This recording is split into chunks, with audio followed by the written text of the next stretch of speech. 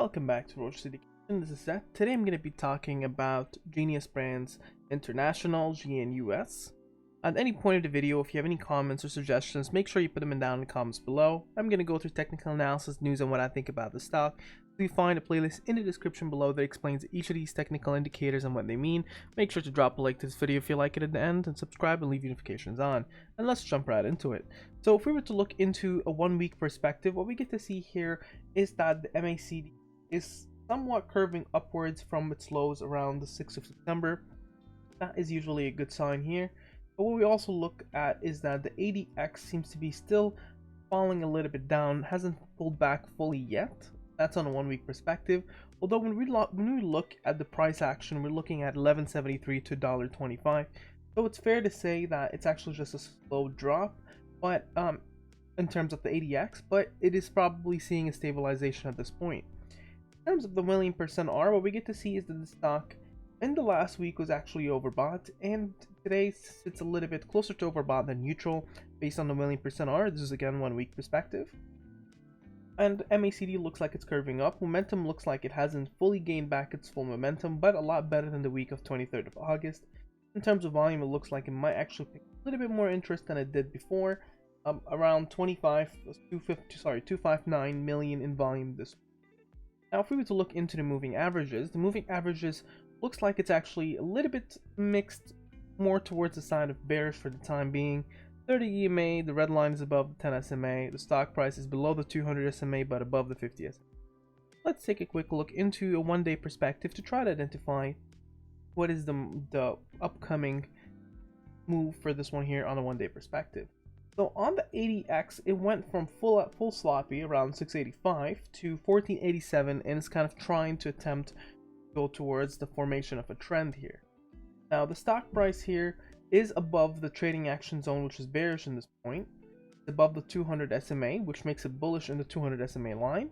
It's above the trading action zone of 30 EMA, is above 10 SMA, so that is as well bullish. Although 30 EMA being above 10 SMA, that is bearish, and the stock is below the purple line of 50 SMA, and that's bearish.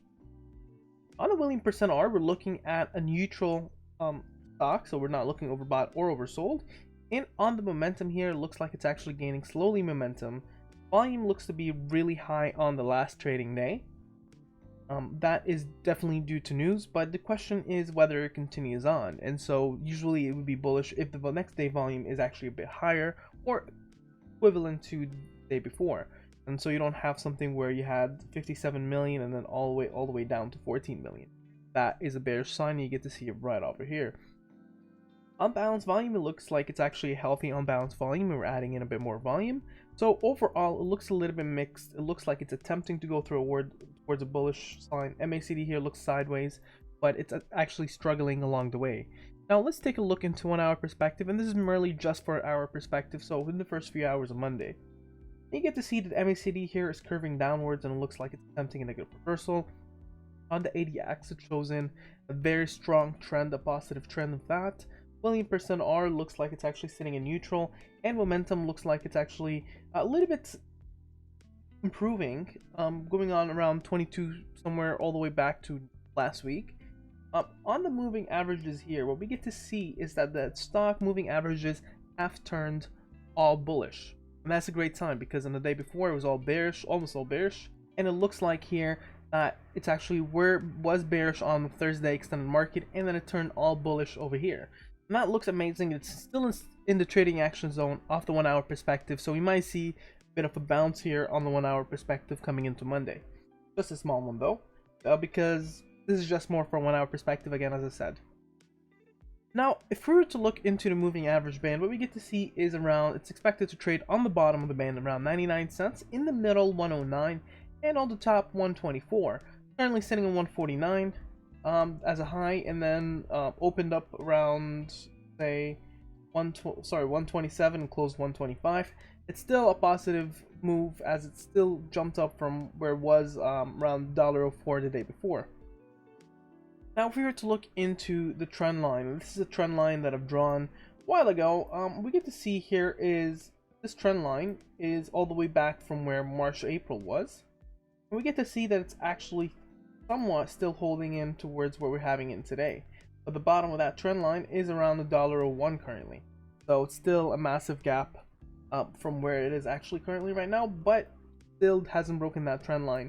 Now this one here was fueled by a bit of news, hype, pumping, and followed in by dumping, so that's a little bit dangerous, but as you can get to see, it still gets there. If we were to look into the Fibonacci retracements, we get to see a strong support on the Fibonacci retracement around the $1.10, and then a strong resistance at $1.75. If we were to, and above that, $2.28.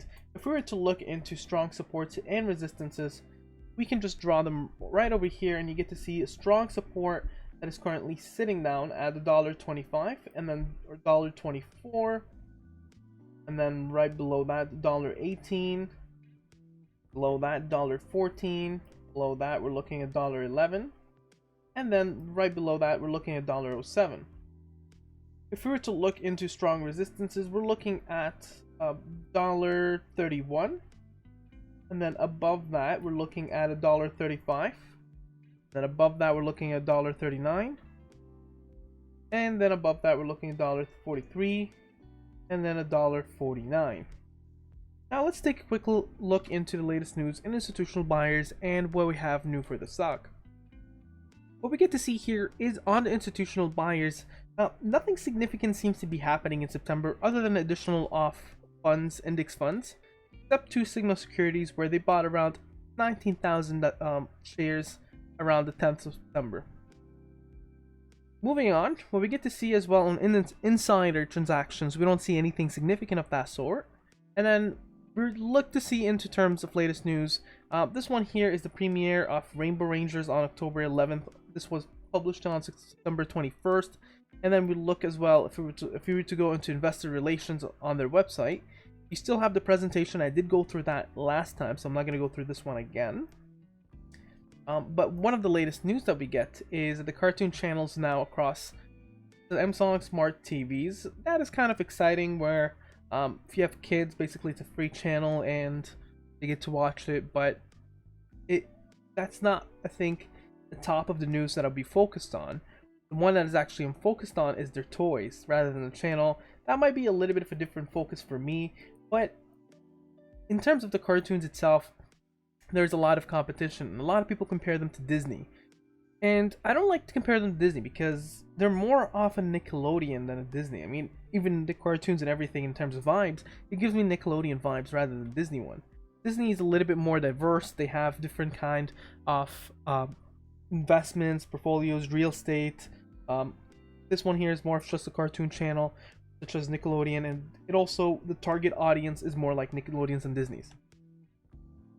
If we were to look as well, this one here in terms of toys one, the former head of marketing in Hasbro Toys, Tiger Electronics, Rosenberg, is also known for his role leading global marketing teams of brands such as Furby, Gigapets, and Health Clips. Now, he is the new, chief marketing officer and the president of global brands, and so perhaps you'd be able to bring to GNUS toys similar to what Hasbro had for quite a bit. Now, we probably are looking somewhere where the early 2000s, where Hasbro kind of started in that push, and we're looking probably around in the future, if we would look into the next 20 years or next 10 years, probably this has time to catch up as big as Hasbro. I mean, if we're talking about Hasbro, we're talking about Monopoly, we're talking about all these kind of massive games that they have. So it still has time to catch up, but hopefully it does catch up quite quickly for the sake of their investors. Now comes into what I think about the stock. Now, this stock here, if we were talking back to where it was pre-pump, definitely would have been a buy. It would have been a nice hold for me right around this area. But since it had this massive bump, what happens here is that there's a lot of bag holders, and it comes in that every cent up is a resistance. That is really bad for investors, especially for the ones that are holding for longer term. What you get to see is a lot of people praising pumpers on pumping the stock for 50%, 40%, but you're not thinking about the investors, because it does dump down and it doesn't get that slow recovery from news from investors, but rather than a quick scalp from traders, and that does affect the price action. So for that, I'm gonna say that probably it will get spikes here and there, It will see pumps and dumps here and there as well in terms of an attempt for this. But if you're holding the stock, you gotta keep in mind that you're holding for a long term. You're not holding for a short term. You're not probably gonna cash out in the next month or so if you bought around $6. Is it time to average down? Let's say you only average down on stocks like this once everyone almost forgot about them and everyone has fear in terms of the stock, and so you average down on them because you buy the fear, you sell the news. And you also gotta keep in mind the market itself. If the market crashes back to where we had in March, God forbid, you might be able to get this one even at cheaper levels. So you probably would say if you're investing, I would average down after the market stabilizes and people are forgetting about the stock. What do you think about the sticker? Make sure to mention down in the comments below. Share, subscribe, and like. Have a wonderful day.